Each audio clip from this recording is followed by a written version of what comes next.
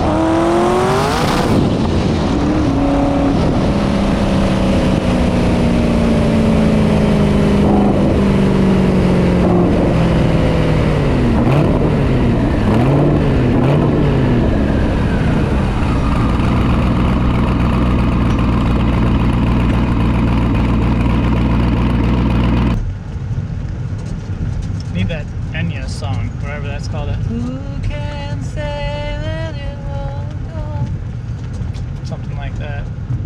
Who can say where the road goes, where the day flows, only time. Wah, wah, wah.